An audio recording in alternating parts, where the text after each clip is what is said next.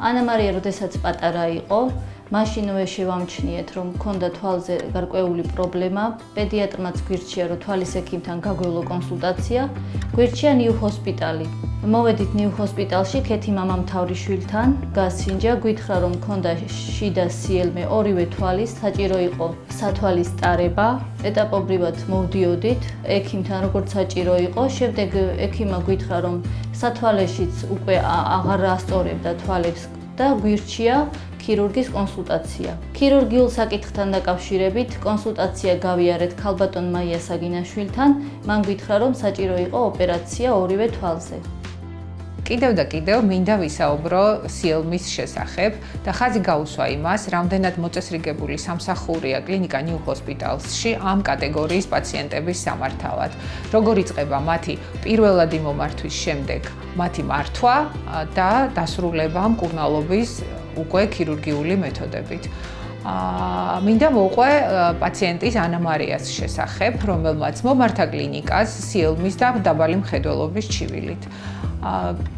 პაციენტს ჩაუტარდა სრული გამოკვლევა მხედველობის, რაც გულისხმობს რეფრაქტომეტრიას, შესაბამისი კორექციის დანიშვნას, ასევე თვალის წინა-უკანა მონაკვეთის სრულ კლინიკურ კვლევას. ბავშვს ჰქონდა შორსმხედველობა, ასტიგმატიზმი და შიდა სიელმე, ანუ კონვერგენტული სტრაბიზმი სამედიცინო ტერმინოლოგიით. პირველ რიგში მოხდა ბავშვისათვის შესაბამისი სათვალის დანიშვნა. სათვალით და შესაბამისი ფუნქციონალური ვარჯიშებით მართვის შემდეგ სათვალეში რჩებოდა გადახრის კუთხე, რომელიც ითხოვდა ქირურგიულ ჩარევას.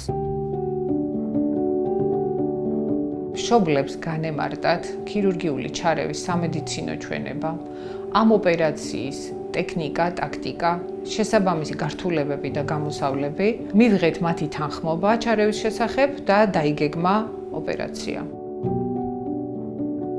ოპერაციამდე ანა მარია უჩიოდა თვალების წვას, გაორებულ მხედველობას, რაც თავის მხრივ ხელს უშლიდა კითხვის დროს და დისკომფორტს უქმნიდა. ოპერაციის შემდგომ სიმპტომების დიდი ნაწილი მოეხსნა და გაუმჯობესდა მდგომარეობა. დაგეგმილი ქირურგიული ჩარევა ჩატარდა წარმატებით, მეორე დღიდან აღინიშნება დადებითი დინამიკა. მე მინდა მადლობა გადაუხადო ქალბატონ ქეთევან მამამთავრიშვილს, გაწეული შრომისთვის. ძალიან მადლობელი ვარ მისი ყოველი თბილი სიტყვისთვის. ანა მარიას საკმაოდ ეშინოდა ხოლმე ექიმთან მოსვლა. მან საკმაოდ გაუიოლა ანა მარიას ექიმთან ურთიერთობა. ასევე განსაკუთრებული მადლობა მინდა გადაუხადო ქალბატონ მაია საგინაშვილს, რომელმაც გაუკეთა ოპერაცია ჩემს შვილს, რომლის შედეგი თვალსაჩინოა და დროსთან ერთად კიდევ უფრო გაუმჯობესდება. დიდი მადლობა მას გაწეული შრომისთვის. ძალიან ვაფასებ მის შრომას და ღვაწლს.